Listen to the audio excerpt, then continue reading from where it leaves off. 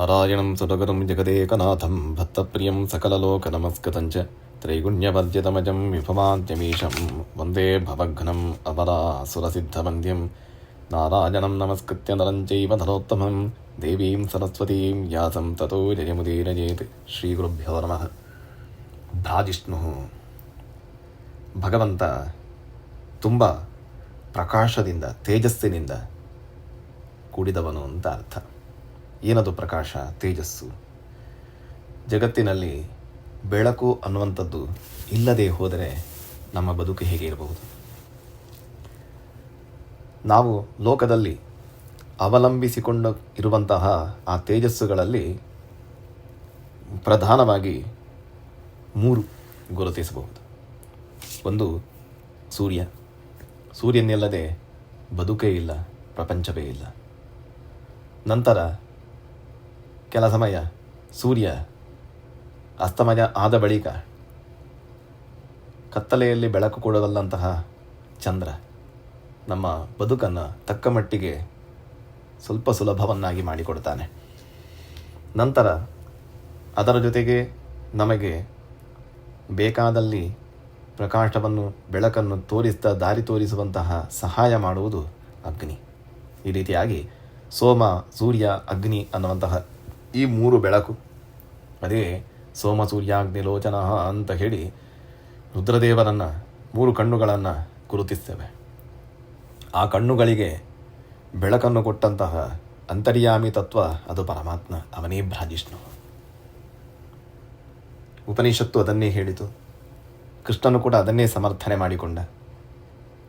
ತಾನು ಎಲ್ಲರನ್ನೂ ನಿರ್ವಹಿಸುವವನು ಅಂತ. ಮೈ ಸರ್ವಮಿದಂ ಪ್ರೋತಂ ಅಂತ. ಅಹಂ ಸರ್ವಸ್ಯ ಜಗತಃ ಪ್ರಭವ ಪ್ರಳಯಸ್ತಥಾ ಮತ್ತ ಪರತನಂ ನಾಣ್ಯತ್ ಕಿಂಚಿದಸ್ತಿ ಧನಂಜಯ ಅಂತ. ಈ ಜಗತ್ತಿನ ಪ್ರತಿಯೊಂದು ಸೃಷ್ಟಿಯ ಕಾರಣನೂ ನಾನೇ, ಅಸ್ತಿತ್ವದ ಕಾರಣನೂ ನಾನೇ. ಅದು ಅವಸಾನವಾಗಲಿಕ್ಕೂ ಕೂಡ ಇಚ್ಛೆ ನನ್ನದೇ.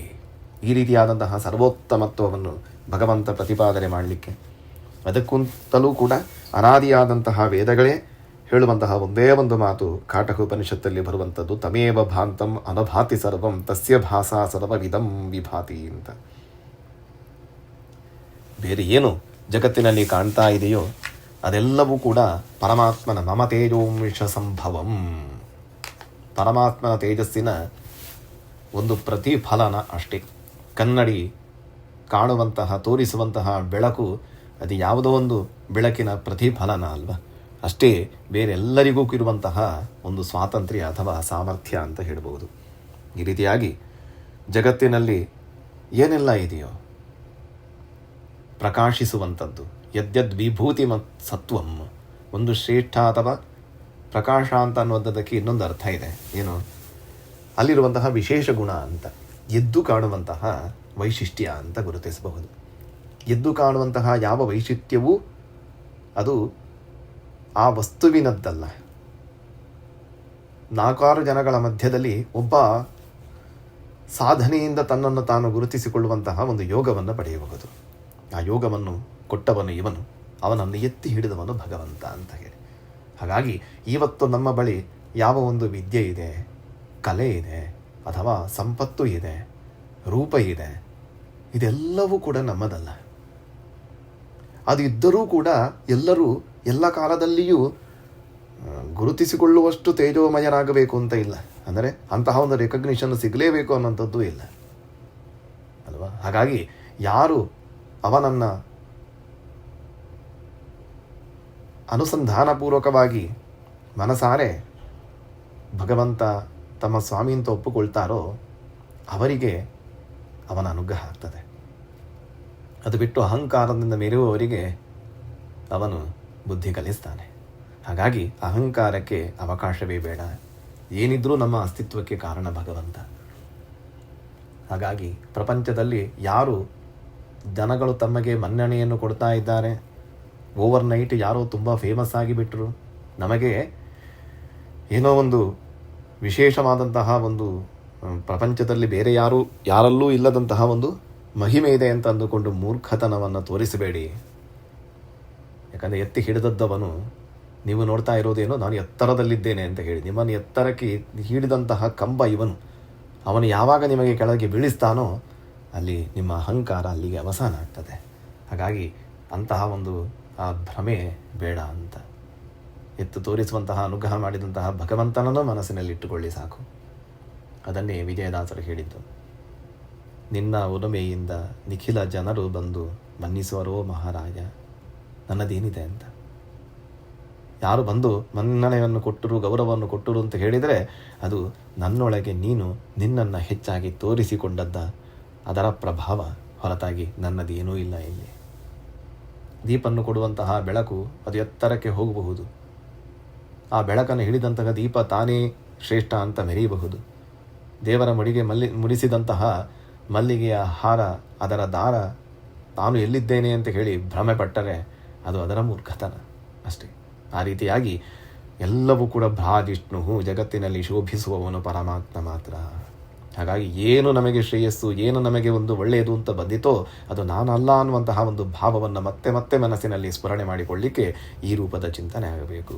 ಇಲ್ಲಿ ಬೆಳಗುವವನು ನಾನಲ್ಲ, ಬೆಳಗುವವನು ಭಗವಂತ, ಜಗತ್ತನ್ನೇ ಬೆಳಗಿಸುವನು ಅವನು ಅನ್ನುವಂತಹ ಒಂದು ಚಿಂತನೆ ಇರಬೇಕು.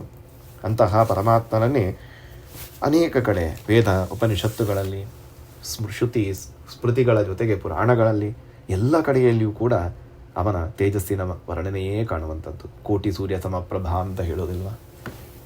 ಭಗವಂತನನ್ನು ಭವೇದುಗತಿಪತಿಥಿತ ಅರ್ಜುನ ಹೇಳಿದ್ದು, ನೋಡಿದ್ದು ಅವನೇ ವಿಟ್ನೆಸ್ ಇಲ್ಲಿ ಅಲ್ವಾ? ಆದ್ದರಿಂದ ದಿವಿ ಸೂರ್ಯ ಸಹಸ್ರಸ್ಯ ಭವೇದ್ಯುಗಪದುತ್ಥಿತ. ಇಡೀ ಪ್ರಳಯ ಕಾಲದ ಸೂರ್ಯರು ಒಮ್ಮೆಲೆ ಎದ್ದು ಬಂದರೆ ಹೇಗೆ ಕಾಣಬಹುದು ಅಂತಹ ತೇಜಸ್ಸು ಆ ಕೃಷ್ಣನದ್ದು. ಆ ವಿಶ್ವರೂಪ ದರ್ಶನವನ್ನು ನೋಡಲಿಕ್ಕೆ ಕೂಡ ದಿವ್ಯ ದೃಷ್ಟಿಯನ್ನು ಪಡೆಯಬೇಕಾಯಿತು ಅರ್ಜುನ. ಈ ರೀತಿಯಾಗಿ ಯದಿ ಭಾ ಸದೃಶೀ ಸಾ ಸ್ಯಾತ್ ಭಾಸಸ್ತಸ್ಯ ಮಹಾತ್ಮನಃ ಅಂತಹ ಒಂದು ಒಂದು ಕಲ್ಪನಾತೀತವಾದಂತಹ ಪರಮಾತ್ಮನ ತೇಜಸ್ಸು, ಆ ತೇಜೋಮಯವಾದಂತಹ ಭಗವದ್ ರೂಪವನ್ನು ನಾವು ನೋಡಲಿಕ್ಕೂ ಸಾಧ್ಯ ಇಲ್ಲ. ಅರ್ಜುನನೇ ಹೆದರಿಬಿಟ್ಟ. ಹಾಗಾಗಿ ಅಂತಹ ಆ ಪರಮಾತ್ಮನ ತೇಜೋಮಯವಾದಂತಹ ಅವನ ಸ್ವರೂಪ ಅದೇ ಜಗತ್ತಿಗೆ ಎಲ್ಲದಕ್ಕೂ ಪ್ರಕಾಶವನ್ನು ಕೊಡುವಂಥದ್ದು, ಎಲ್ಲದಕ್ಕೂ ಅಸ್ತಿತ್ವವನ್ನು ಕೊಡುವಂಥದ್ದು, ಎಲ್ಲವನ್ನೂ ಎತ್ತಿ ತೋರಿಸುವಂಥದ್ದು. ಯಾಕಂತ ಹೇಳಿದರೆ ಅನಾದಿ ಕಾಲದಿಂದ ಜೀವರಾಶಿಗಳು ಈ ಸೃಷ್ಟಿಯಲ್ಲಿ ಸಾಧನೆಯನ್ನು ಮಾಡುವಂತಹ ಅವಕಾಶವನ್ನು ಪಡೀತಾ ಇರ್ತಾರೆ. ಅಥವಾ ಜಗತ್ತಿನಲ್ಲಿ ಯಾವುದೋ ಒಂದು ರಾಶಿಯಲ್ಲಿರುವಂತಹ ಒಂದು ಕಲ್ಲೇ ಇರಬಹುದು, ಅದು ಮುನ್ನೆಲೆಗೆ ಬರಬೇಕು ಅಂತ ಇದ್ದರೆ ಅದು ಭಗವದ್ ಇಚ್ಛೆ ಮಾತ್ರ. ಯಾವಾಗ ಯಾವುದು ಎಲ್ಲಿ ಕಾಣಿಸಿಕೊಳ್ಳಬೇಕು ಅಂತ ನಾವು ಯೋಚನೆ ಮಾಡಬೇಕು. ಹೀಗೆ ನಮಗೆ ಏನೋ ಒಂದು ವಿಶೇಷ ಇದೆ, ನಾನು ಶ್ರೇಷ್ಠ ಅಂತ ಅಲ್ಲ. ಯಾಕಂದರೆ ನನಗಿಂತಲೂ ಕೂಡ ಯೋಗ್ಯತೆ ಇರುವವರು, ಉತ್ತಮರು, ನನಗಿಂತ ಹೆಚ್ಚಿನ ಸಾಧನೆ ಮಾಡಿದವರು ಅವರ ಅವಕಾಶ ವಂಚಿತರಾಗಿರಬಹುದು, ನಾವೇ ನೋಡಬಹುದು. ಹಾಗಾಗಿ ನಾವೇ ಶ್ರೇಷ್ಠ ಅಂತ ಹೇಳಿ ನಾವು ಅದನ್ನು ಸಂತೋಷದಿಂದ ನಾವು ಸಂಭ್ರಮಿಸುವ ಹಾಗೆ ಇಲ್ಲ. ಯಾಕೆ ಅಂತ ಹೇಳಿದರೆ ನಮಗಲ್ಲಿ ಸಂಕೋಚವೂ ಬರಬೇಕು. ಅಯ್ಯೋ ನನಗೆ ಯಾಕೆ ಇಂತಹ ಒಂದು ಮಹತ್ವ ಅಂತ ಹೇಳಿ ಆ ಸಂಕೋಚ ಬಂದು ಇದೆಲ್ಲ ಪರಮಾತ್ಮನ ಪ್ರಸಾದ ಅಂತ ಹೇಳಿ ಶಿರಸಾ ಅದನ್ನು ಸ್ವೀಕರಿಸಿ ನಮಿಸಿ ಭಗವಂತನಿಗೆ ನಾವು ಅವನ ಭಕ್ತರಾಗಿ ಉಳಿಯುವುದಿದೆಯಲ್ಲ, ಅದೇ ನಿಜವಾದಂತಹ ಸೌಭಾಗ್ಯ, ಅದೇ ನಿಜವಾದಂತಹ ಒಂದು ಜ್ಞಾನ ಅಂತ ನಾವು ಗುರುತಿಸಬಹುದು.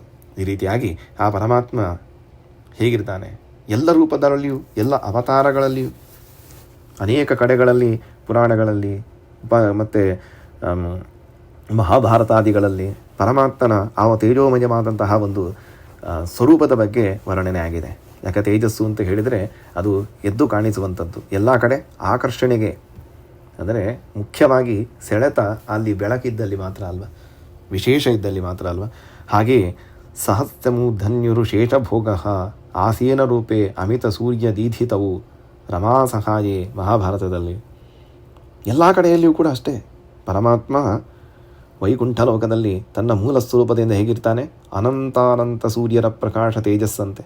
ಆ ಶೇಷಶಾಹಿ ಭಗವಂತನನ್ನು ಅರ್ಜುನ ನೋಡ್ತಾನಂತೆ ಅಲ್ವಾ? ಆ ವಿಪ್ರನ ಬ್ರಾಹ್ಮಣನ ಶಿಶು ರಕ್ಷಣೆಯ ಸಮಯದಲ್ಲಿ ವೈಕುಂಠ ಲೋಕದಲ್ಲಿ ಅರ್ಜುನನಿಗೆ ಮೂಲ ರೂಪಗಳ ದರ್ಶನವಾಗ್ತದಂತೆ. ಆಗ ಆ ತೇಜೋಮಯವಾದಂತಹ ರೂಪವನ್ನು ಅರ್ಜುನ ಆಗಲೂ ಕೂಡ ಕಂಡಿದ್ದಾನೆ. ಇದೆಲ್ಲವೂ ಕೂಡ ಒಂದು ರೀತಿ ಸಾಕ್ಷಿಗಳು ಅಂತ ಹೇಳಬಹುದು. ಹಾಗೆಯೇ ಎಲ್ಲ ಕಡೆಯಲ್ಲಿಯೂ ಭಾಗವತದಲ್ಲಿ ಆಗಲಿ, ಅನೇಕ ಉಪನಿಷತ್ತಿನಲ್ಲಿ ಆಗಲಿ, ತಸ್ಸೇಷ ಆದೇಜೋ ಯದೇ ತತ್ ವಿದ್ಯುತೋ ವಿದ್ಯುತದಾ ಇತಿ ತಲವಕಾರ ಉಪನಿಷತ್ತಿನಲ್ಲಿ ಅಂತಹ ಒಂದು ತೇಜಸ್ಸು ಹೇಗಿದೆ ಅಂತ ಹೇಳಿದರೆ ಸಮಂತಾದ್ ವಿದ್ಯುತತ್ ಪ್ರಕಾಶಯತ್ ಅಂತ ಇಡೀ ಜಗತ್ತನ್ನೇ ಬ್ರಹ್ಮಾಂಡವನ್ನೇ ಬೆಳಗಿಸುವಂತಹ ತೇಜಸ್ಸು. ಅನೇಕ ವರ್ಣನೆಗಳಲ್ಲಿಯೂ ಕೂಡ ನಾವು ಅದನ್ನೇ ಗುರುತಿಸ್ತೇವೆ. ಪರಮಾತ್ಮನ ತೇಜೋಮಯವಾದಂತಹ ಆ ಸ್ವರೂಪ ಹೇಗಿದೆ, ಅವನ ಶಂಖ ಚಕ್ರ ಇತ್ಯಾದಿ ಎಲ್ಲವೂ ಕೂಡ ಅಂತಹ ಒಂದು ತೇಜಸ್ಸನ್ನೇ ಹೊಂದಿ ಆ ಜಗತ್ತನ್ನೇ ಬೆಳಗಿಸುವಂಥದ್ದು, ಜಗತ್ತನ್ನೇ ಪಾವನಗೊಳಿಸುವಂಥದ್ದು. ಈ ರೀತಿಯಾಗಿ ಅಂತಹ ಭಗವಂತ ಹೇಗಿದ್ದಾನೆ ಎಲ್ಲ ಕಡೆಯಲ್ಲಿಯೂ ಕೂಡ ನೋಡಿ. ವಾಮನರೂಪಿಯಾದಂತಹ ಪರಮಾತ್ಮ, ವಾಮನ ಅನ್ನುವಂತಹ ಶಬ್ದವೇ ಅವನ ತೇಜಸ್ಸನ್ನು, ಅವನ ಮಹಿಮೆಯನ್ನು, ಅವನ ವಿಶೇಷವಾದಂತಹ ಒಂದು ಸಾಮರ್ಥ್ಯವನ್ನು ತೋರಿಸುವಂಥದ್ದು. ಹೇಗಿದ್ದಾನೆ ತೇಜಸ್ಸಿನಲ್ಲಿ ಅವನು ವಾಮನಾವತಾರವೇ ಹಾಗೆ ಅಂತೆ. ಅಲ್ಲಿ ಬಲಿ ಯಜ್ಞವನ್ನು ಮಾಡಿಸ್ತಾ ಇದ್ದ, ತಾನು ಇಂದ್ರ ಪದವಿಯನ್ನು ಪಡೆಯಬೇಕು ಅಂತ ಹೇಳಿ. ಅದಕ್ಕೋಸ್ಕರ ಒಳ್ಳೊಳ್ಳೆ ಸಾಧನೆ ಮಾಡಿದಂತಹ ದೊಡ್ಡ ದೊಡ್ಡ ಋತ್ವಿಜರನ್ನೆಲ್ಲ ಕರೆಸಿದ್ದಾನೆ. ಋತ್ವಿಜರೆಂಥವರು? ಅಂತಹ ಒಂದು ಗಾಯತ್ರಿ ಜಪಾದಿ ಅನುಷ್ಠಾನಗಳಿಂದ ಎಡಬಿಡದೆ ನಿರಂತರ ತಪಸ್ಸು ಮಾಡಿದರೆ ಅವರ ಮುಖದಲ್ಲಿ ಆ ಒಂದು ಪ್ರಭಾವ, ಆ ಒಂದು ಎನರ್ಜಿ, ತೇಜಸ್ಸು ಎದ್ದು ಕಾಣ್ತದೆ. ಹಾಗಾಗಿ ಅಂತಹ ಅನುಷ್ಠಾನವಂತ, ಅಂತಹ ಶ್ರದ್ಧಾಳುಗಳಾದಂತಹ, ಅಂತಹ ಭಗವದ್ಭಕ್ತರಾದಂಥವರನ್ನೆಲ್ಲ ಕರೆಸಿದ್ದಾನೆ. ಆವಾಗ ಹೇಗಿರ್ಬೋದು? ಸಂಪೂರ್ಣವಾಗಿ ಅಂತಹ ಋತ್ವಿಜರಿಂದ ನಾನು ಯಜ್ಞ ಮಾಡಿಸ್ತಾ ಇದ್ದೇನೆ ಅಂತ ಹೇಳಿ. ಆಗ ದಾನ ಬೇಡಲಿಕ್ಕೆ ಬಂದಂತಹ ವಾಮನ ಅದೇನಾಯಿತು, ನಮ್ಮ ಮನೆಯಲ್ಲಿ ಚಿಕ್ಕ ಚಿಕ್ಕ ಲೈಟ್ಗಳನ್ನು ಹಾಕಿ ಕೂತಿದ್ದೇವೆ, ಇದ್ದಕ್ಕಿದ್ದ ಹಾಗೆ ಸೂರ್ಯನ ಬೆಳಕು ಬಂದು ಬಿಟ್ಟಿತು. ಆ ಪ್ರಕಾರವಾದಂತಹ ತೇಜಸ್ಸಿನಿಂದಾಗಿ ಈ ಲೈಟುಗಳೆಲ್ಲ ಯಾವ ಲೆಕ್ಕವೂ ಇಲ್ಲ, ಹಾಗೆ ಆಯಿತು. ಅಂತಹ ಒಂದು ತೇಜಸ್ಸು ಖಂಡಿತಂತೆ ಭಾಗವತ ಹೇಳ್ತದೆ. ಸಋತ್ವಿಜೋ ಯಜಮಾನ ಸದಸ್ಯ ಹತತ್ವಿಷೋ ವಾಮನ ತೇಜಸ ನೃಪ ಅಂತ. ಹತತ್ವಿಷಃ ಅಂತ ಅವರಲ್ಲಿದ್ದಂತಹ ಏನೋ ಒಂದು ತೇಜಸ್ಸು, ಅವರಲ್ಲಿದ್ದಂತಹ ಒಂದು ಏನೋ ಒಂದು ಕಳೆ ಕಾಂತಿ ಎಲ್ಲ ಇತ್ತಲ್ಲ, ವಾಮನ ಬಂದಾಗ ಅದೆಲ್ಲವೂ ಕೂಡ ಡಲ್ಲಾಗಿ ಬಿಟ್ಟಿದಂತೆ.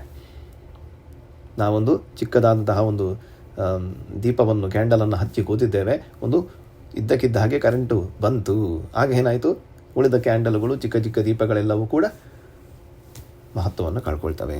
ಹಾಗೆಯೇ ಅಂತಹ ಒಂದು ಋತ್ವಿಜರ ಸಮೂಹವೇ ಕಳೆಗುಂದಿತು. ಆ ವಾಮನ ರೂಪಿಯಾದಂತಹ ಭಗವಂತ ಬಂದಾಗ ಇಡೀ ಪ್ರಕಾಶಮಾನವಾಗಿ ಕಂಡಿತು ಅಂತ ಹೇಳಿ ಭಾಗವತ ವರ್ಣನೆ ಮಾಡುವುದನ್ನು ನೋಡಬೇಕು.